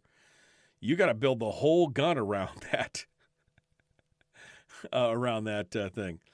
Very few weapons the military currently uses are manufactured by companies that are owned by American parent companies, FN, Beretta mostly. And again, that was always my complaint about the Beretta. You know, I mean, why did we choose the Beretta as the official sidearm of the military? You know, special units are still using 45s. Some of them are using, a variety of Kimbers and others, but I mean, H&K and others are also sneaking in there as well. I've just never been comfortable with, I guess unless you bought 1 million of them and have them stockpiled and are ready to distribute them at any time, I guess that would be one thing. But to be so dependent on a foreign company to provide you with arms, to me, is definitely a little different feel. Some of the other let's see I'm going over here to look at what the next evolution of the guns look like. Some of the other guns that are coming out include the that are vying for this new future weapons, squad weapons, include the General Dynamics. They've got a General Dynamics cartridge system, and they've got Textron Systems. They've got a cased telescope cartridge solution, which I have no idea what that actually means.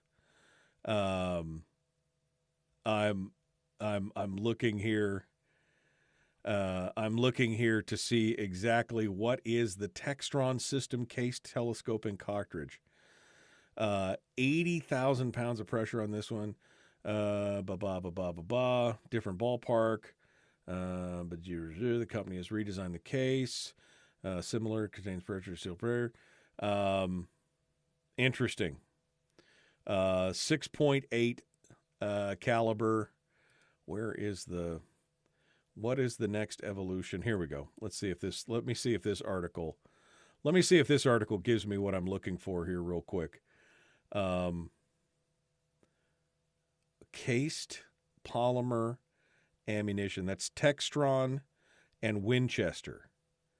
The Army has decided to change from 5.56 by 4.5 ammo standardized on the M16 and go for the 6.8 by 5.1 round rather than simply scale up to the 5.56 or adapt a pre-existing civilian 6.8 round. The Army put a challenge to manufacturers to develop a whole new round using new and emerging technologies.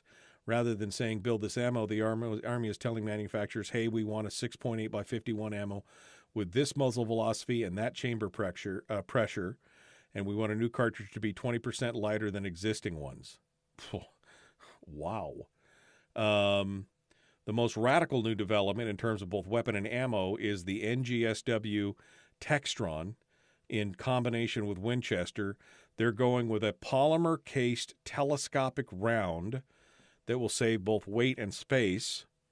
But while they've been working on the technology for some time and believe it's ready for prime time, no other frontline military has adopted such an ammo design wholesale.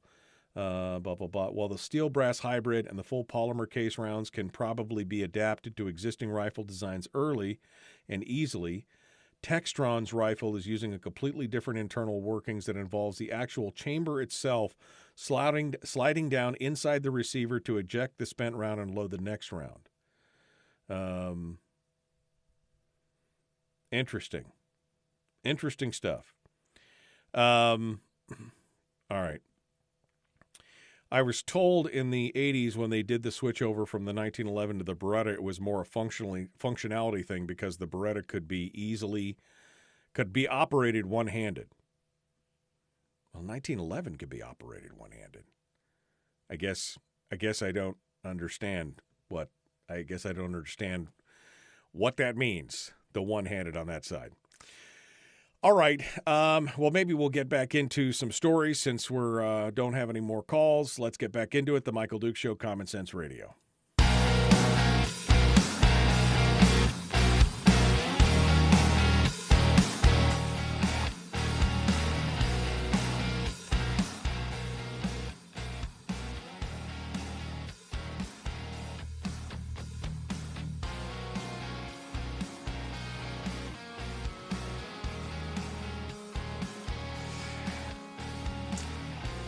Okay. Welcome back to the program. Phone lines are open on the Pivotel call-in line at 433-3150, 433-3150 if you would like to sound off. Perfect time to mention our sponsors, Pivotel and Satellite West. Getting yourself a Pivotel satellite phone is probably one of the best things you're going to do for yourself this year. If you like to go on road trips, especially if you're planning on traveling through Canada, or if you like to go hunting or ATV trekking or RVing or fishing on the ocean or on rivers or snow machining or anywhere that you like to get away from civilization, having that Pivotel phone with you gives you the peace of mind that you need. There's just no two ways about it. Being in contact, you fall over, you break a leg. I mean, I've had friends who have rolled four-wheelers over on themselves and broken legs. I've had friends who have been riding and they got separated from their group in the snow machine because they're out there, and then their machine broke down and they weren't sure how long it was going to be before their friends found them and everything. Having an Iridium satellite phone with you, probably a good piece of, remember we were talking about yesterday, the preparedness, probably a good piece of insurance. You know what I mean? The best thing about the Pivotel phones is that they cost about as much as a cell phone, and they act just like a cell phone. You don't have to dial access codes or anything else. You just pick it up and dial or text or whatever with it.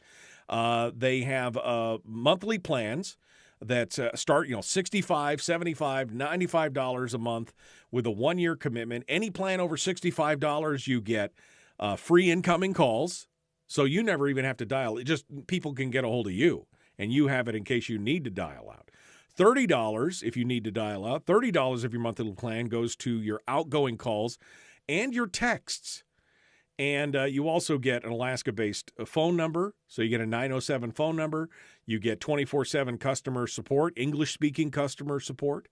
And they even have a Refer a Friend program where if you're a Pivotel subscriber and you refer one of your friends to the program and get them to become a Pivotel subscriber, you get an additional month of service for free, up to 6 times a year.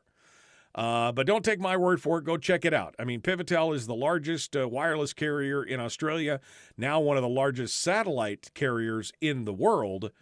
You can go check them out at your local dealers, including if you're down in Homer, South Central Radar on the Spit. If you're in Seward, at Communications North. If you're on Kodiak, you can go to Radar Alaska. If you're in Dutch Harbor, you can go to Lundy Marine Electronics. If you're on the peninsula in Soldotna, it's Safe and Sound. You can also visit Safe and Sound in Wasilla or Anchorage. And finally, up in Fairbanks, Arctic Fire and Safety. Those are the guys that know exactly what you need. Go check it out. An Iridium satellite phone from Pivotel, proud sponsors of the Michael Dukes Show. And just think about all the uses that you could have for this if you needed it.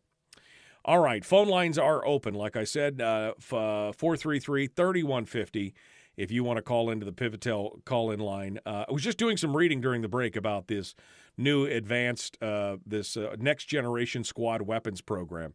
Apparently, one of the things that they were doing is that they were trying to, DARPA and the Army is trying to basically get a brand new cartridge. They want a 6.8 by 5.1 millimeter cartridge. They want it to be at a specific muzzle velocity, and they want a specific chamber pressure, and they want it to weigh 20% less than the current conventional loads. General Dynamics is using a polymer case, 6 hours using that hybrid case that we were just talking about. And Textron is going with a whole new cased telescopic round. I don't even understand how it works. I'm going to have to go do some research on this. But yeah, this kind of weird telescoping polymer-based whatever. It's fascinating to see where the technology is going. I just don't know how excited I am that we're going to be spending billions of dollars re-outfitting the military with all this new stuff. But definitely an interesting take on what's going on. All right, let's go. What other story did I wanted to hit on? Oh, this is not a bad one. Do I have enough time for this? I think I do.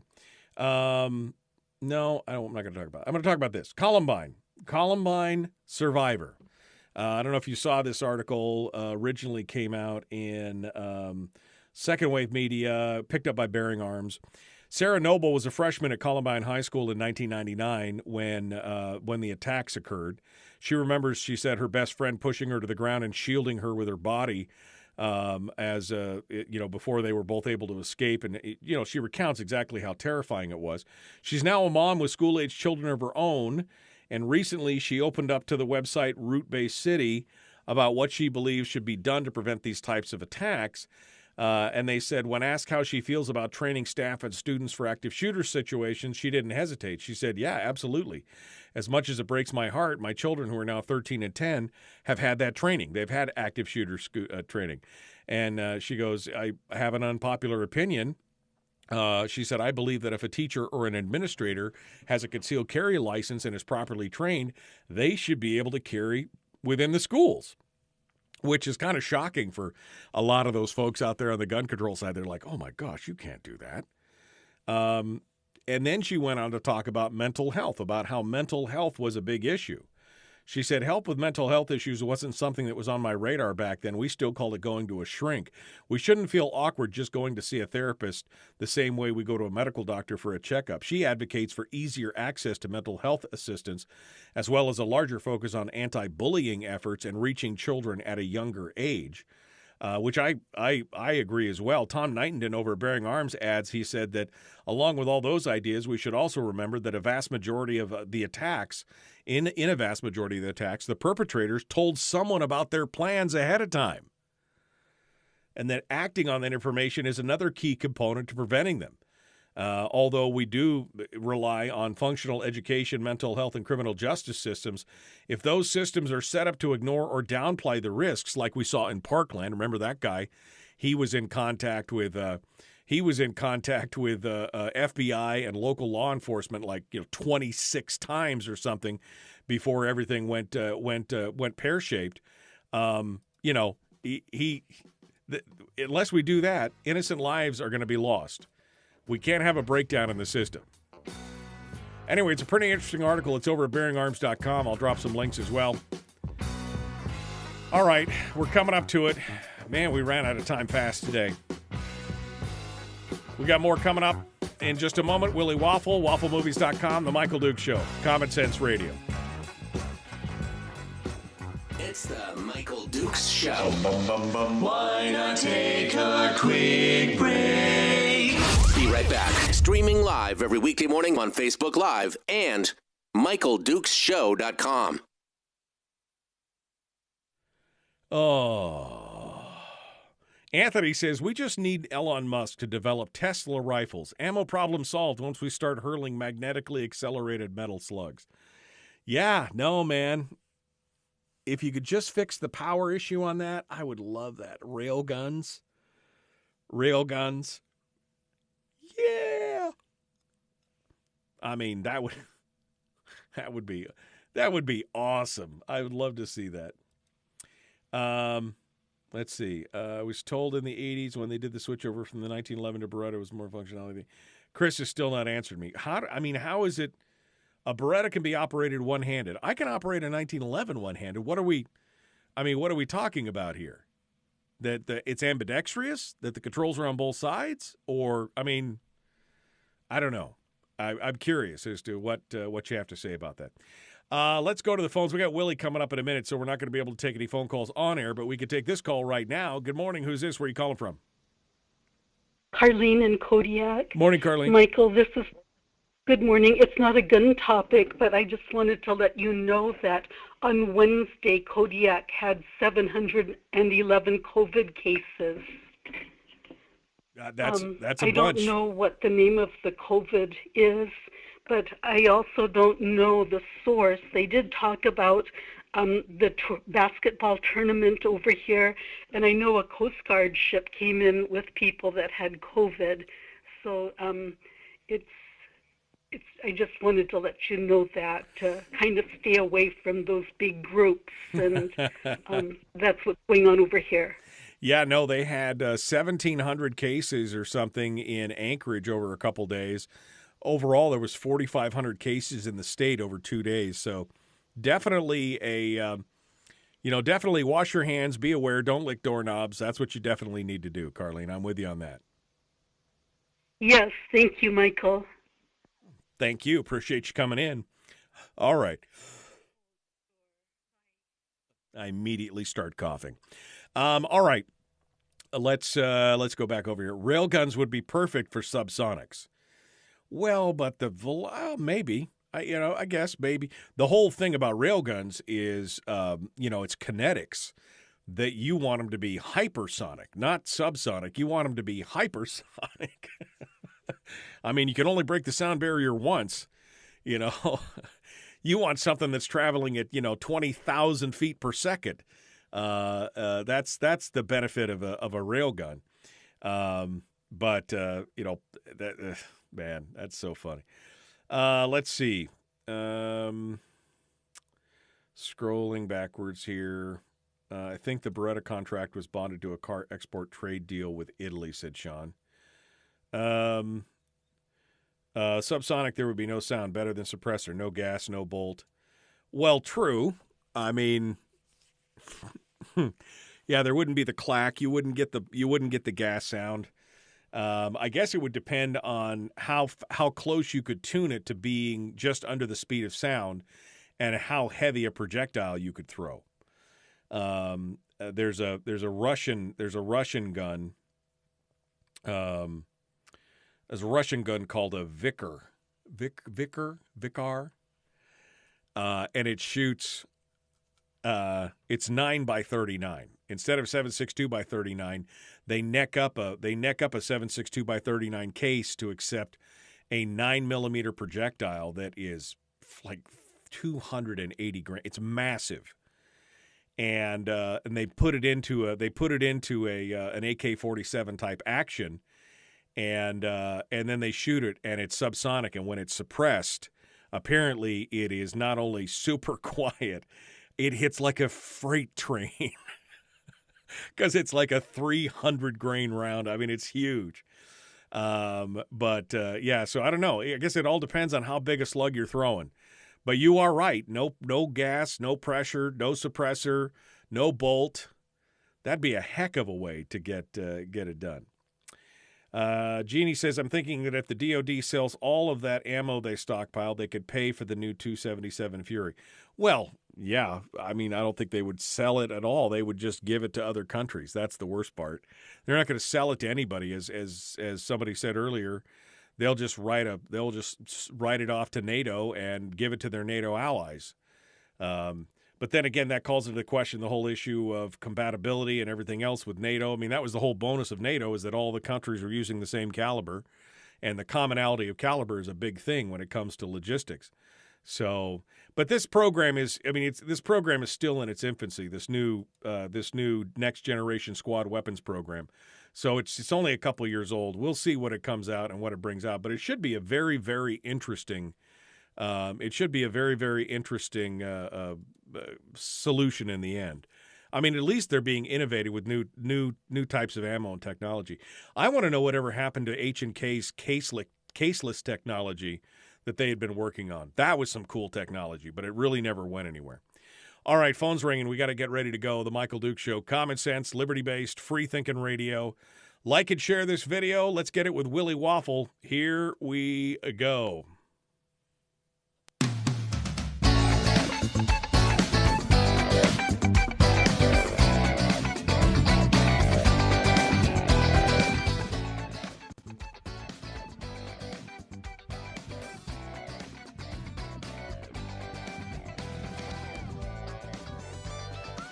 Well, okay, howdy fine. You ready to do it? Let's jump right into it, shall we, for our weekend entertainment review.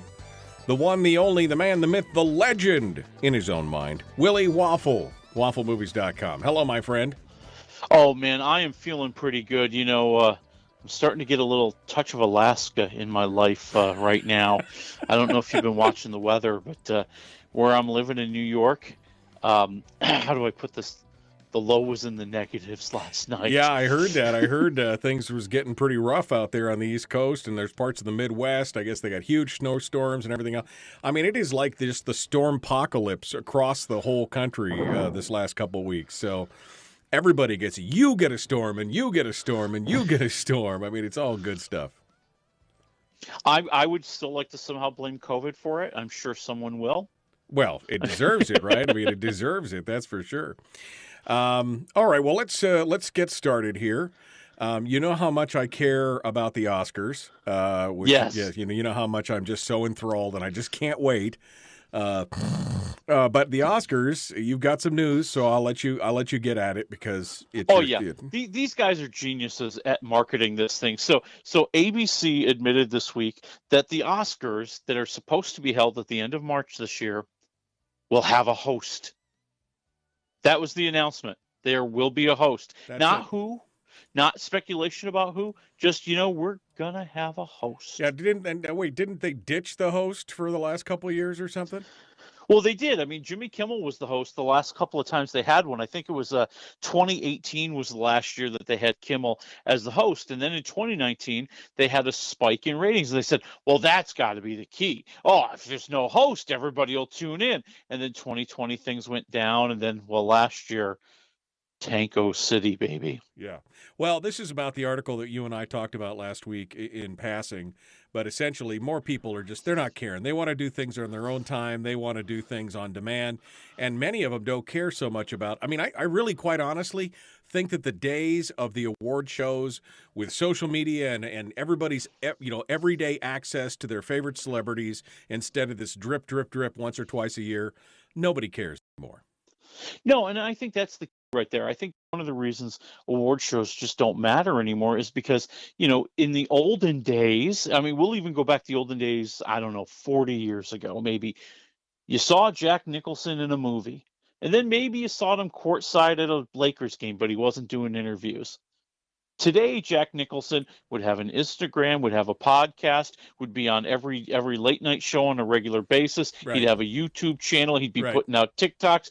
You'd be sick of them, just like you're sick of all these other horrible, just vacuous fools. Yeah, exactly. Here's Johnny. Okay, I can only watch that so many times before it does.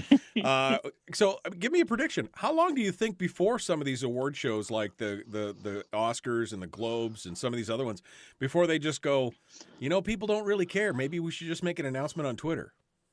Well, it's kind of what the Golden Globes did this year. The Golden Globes are dead. I mean, as far as any measurable, measurement, the Golden Globes, suffering through the ignominy and the what's the word I'm looking for? The scandal. Right. That they essentially don't have any African American people at all. They don't have any even African journalists for what's supposed to be the Foreign Hollywood Press Association. Right. And so, in this day and age of the Oscars being too white, as they say, the Golden Globes have just been run out of town, and they were always on the precipice of getting run out of town because it was always a very secretive group. It was a very limited group. All over the years there were sorts of allegations about how you could buy their votes and how they really just all they were concerned about were getting big stars to the show. So that's why you got some, let's just say, surprising nominations. Right. And it really all came to a head. And, NBC has essentially canceled the show. They were going to try to stream it last Sunday. They realized that was a horrible idea. So they canceled the stream, and they just put out a press release that said, here are our winners, and nobody cares. Right, exactly. No, I think that's the point that we're at right now. But, of course, these studios don't want to get away from them because these are big money makers for them. I mean, in the past they've been big money makers, although they've been losing. Over the years. They're promotional tools in a lot of ways for the studios. I mean, even the broadcast networks that show these. I mean, like I'll talk about my own. I'm a voter on the Critics' Choice Awards. It's going to come on in mid-March on the CW. It's not going to be number one rated, but they're going to get an audience that they don't normally get. They're going to get a decent number, maybe more decent than the way they get on a Sunday, and financially it pays off for the network. Right. Exactly. ABC, if they just weren't always worried about getting the massive numbers that they used to be, could still admit that outside of last year, it's always one of the higher rated programs of the year that you see on television. Right. It was only last year where they really tanked. Right. Well, and again, this is how much I care about it. All right, let's move on to Bill Murray, the man, the myth, the legend, the real legend, Bill Murray joining the Marvel Universe. What? Oh, this is so awesome. So, he had let it slip a few months ago, while he was doing a promotion for his latest movie, The French Dispatch. That oh yeah, I'm going to be in a Marvel movie. And everybody went, whoa, wait, what a minute. He goes, oh wait, I don't think I was supposed to talk about it. Blah blah blah. He knows he knows how to play the game. He knows how to promote himself. So while he was on, of all things, the Eli Manning podcast. Wow. Okay. Manning asked him again, like, what's the deal? And he says, well, yeah, I'm going to be an Ant-Man. And so everybody kind of jumped up like, you're going to be in the third Ant-Man. That's kind of a big deal. And then Manning was kind of pressing him on, well, what's going to be your superpower? What are you going to do? And he just kind of looked at him. He says, I'm a bad guy. And that's all I'm going to say. I can't wait. Paul Rudd and Bill Murray in the same scene. Oh man, the earth. Oh my God, I think it's gonna be great. I think it's gonna be wonderful. I mean, I think the world of Bill Murray. I just think almost everything he does is golden. Yeah, yeah. No, he's really not. There's nothing bad, really, nothing bad out there. All right. Well, let's move on to some of the streams here and get some things out. I know my granddaughter, when she stayed with us here for a few months while her dad was over in Korea doing the hardship thing, or in Qatar rather, doing the hardship thing. I know she would walk up to me at least 2 or 3 times a week and say, "Papa, I want to watch the blah blah blah," and I'm like, "The what? The blah blah blah?" She wanted to watch Hotel Transylvania with the blah, blah, blah, where Adam Sandler played the vampire, because she just loved that movie. Well, there's a new one out now, and it's Transformania. But that's right, straight to Amazon Prime, baby, because they realized last fall when they wanted to release it, families weren't going to the movies. That's right. But I guess the downside is not even Adam Sandler's not reappearing as Dracula. And I mean, how is it? That's kind of a telling tale, isn't it? Both Adam Sandler and Kevin James, who have been the stars of these things, they're not around this time. And I think that this is a great example. I'm sure your granddaughter is going to love this movie. It is made for those little kids, okay? And the rest of us are sitting around going, oh, dear God, let me just kind of sneak a little look at my phone while she's watching the movie. Yeah. So, yeah, Adam Sandler's out. They got this, like, sound-alike guy. Oh, God, what's his name? Like, Brian Hall. And the whole story is that Dracula, who's been running the Hotel Transylvania, a getaway for all the monsters of the world, has decided to retire. And he's handing it all over to his daughter, played by Selena Gomez, and his son-in-law, played by Andy Samberg. And, well, things kind of get messed up. This is where it gets a little crazy, so follow me if you can.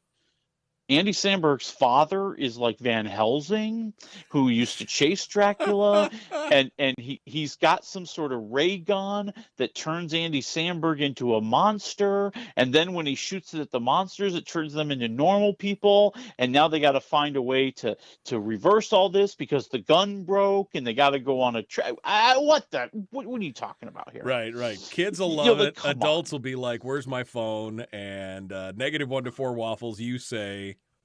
I'm going like 1 waffle, and all I can say is thank God for the consistency of David Spade. At least he's still committed to the whole deal. Well, I gotta say, I have watched the first one and the second one. I think I've watched the second one too with her. The blah blah blah. Can we watch blah blah blah? And they were pretty cute and they were funny, but it's not something I would ever step out of my way out. And it looks like at this point, how many studios are just milking the money faucet at this point? So it's a known property, and they're just going to do what they're going to do. And I think streaming has given new life to dead franchises.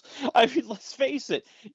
This third one was going to go into theaters. But you know what? If it's kind of on the edge, somebody like Netflix or Hulu or Peacock can pick it up and air it and get all those eyes looking at them that normally don't look at them. And it's a big name, so it's got some marketing cachet, and they just go for it. Yeah. All right. Well, 1 waffle on Hotel Transylvania, Transformania.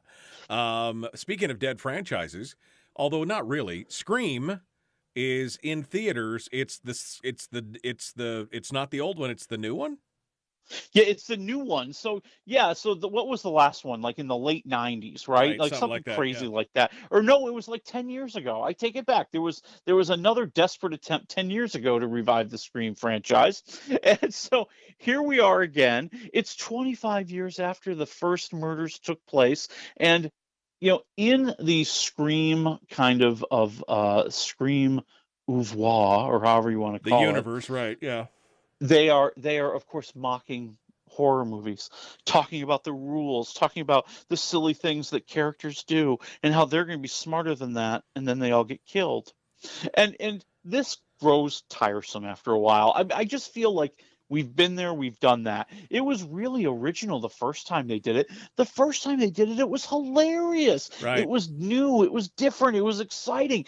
But now everybody does it. Now everybody's a little too meta aware, right? Everybody is winking at the camera, and you can get away with it to a point.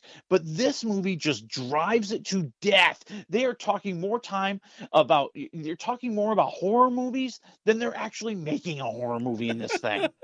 Well, but this does have David Arquette and Neve Campbell, and I mean all the original, the ones that are alive, I guess. Yeah, Courtney Cox. Yeah, is most still of in the it. original cast, right? So I would have thought that they would have been able to bring some of that back for nostalgia's sake. It's I mean, there are some moments. I mean, of all the funniest kind of jokes, I think is the stuff between David Arquette and his former wife Courtney Cox. Because we all understand the pain and the humiliation that David Arquette has gone through, and the pain and humiliation that Courtney Cox must go through every time she hears about him going into professional wrestling. Yeah. Something. All right. Well, -1 to 4 waffles on Scream. I guess it's just called Scream again, huh? What is it? 1.5 waffles. It's just Scream. It's so old they'll just use the name again. Okay. Yeah, Scream. All right. No one will get confused. Which one are you watching? I'm watching Scream. Which one? The Scream. All right, the final one that I want to talk about here. We got about 1.5 minutes, 2 minutes. Peacemaker. This is the new WB Warner Brothers DC universe. John Cena returns as a member of the Suicide Squad, or former member of the Suicide Squad, who's going to go out and save the world, no matter how many people he has to hurt to get there. That's right. He believes in bringing peace to the world, no matter how many people he has to kill to achieve it. That's almost a direct line from him. And it's on HBO Max. It's a series. I think it's like 10 episodes. There are 3 out there right now that you can watch. And it is the story of what happens to the Peacemaker after the last Suicide Squad movie. And what we're finding out is that he's still being controlled by evil entities. He's still being controlled by this underground covert group, except they've gone into business for themselves. They got rid of their boss in the other Suicide Squad movie, if you saw that. And now they're just doing their own thing. And they're using him because they still can control him. And I don't know if you remember this, but he's not the brightest bulb. Yeah, well, that's the only chandelier. reason. I think that's the only reason they could control him is because he's an idiot. We're out of time. -1 to 4 waffles. What do you say? I'm going to say 3 waffles. I think Cena's really funny, and whereas Scream overdoes it with the winking at the camera, this one kind of hits it just about right. Yeah, I love that. All right, folks, we're out of time. Willie Waffle, thank you so much. We will see you guys on Monday. Have a great weekend.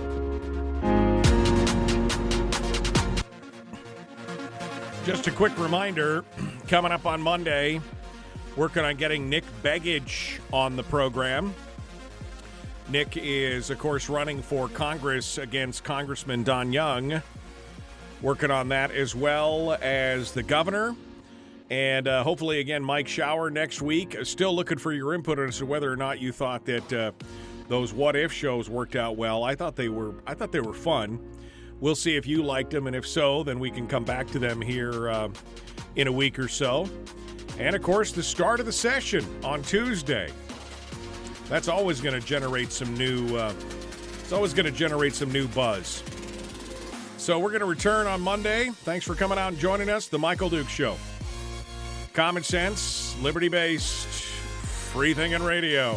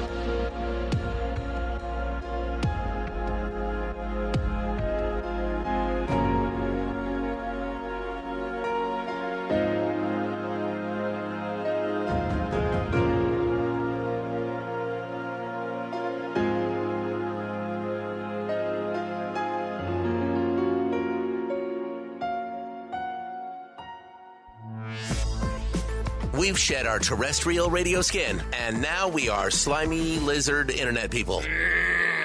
It's the Michael Dukes Show.